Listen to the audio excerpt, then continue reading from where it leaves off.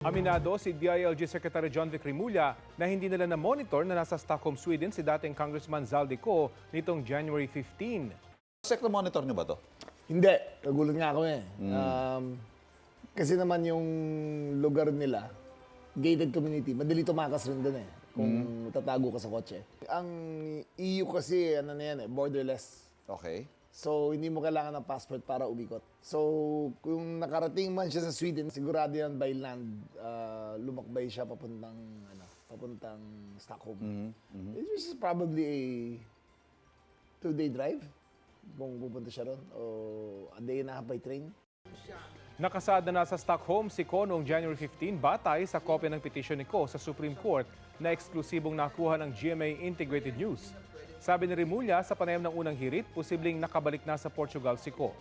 Gagawa raw ng paraan si Pangulong Bongbong Marcos para kausapin ang Pangulo ng Portugal para mapauwi si Ko.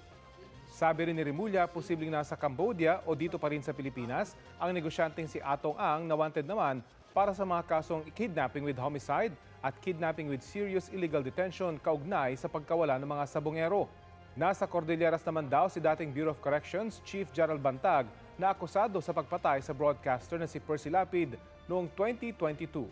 At nasa Davao si Senador Bato de la Rosa na hindi pumapasok sa Senado mula Nobyembre matapos lumabas ang impormasyon na may arrest warrant na umano laban sa kanya mula sa International Criminal Court. Si de la Rosa ang PNP chief noong kasagsagan ng giyera kontra droga.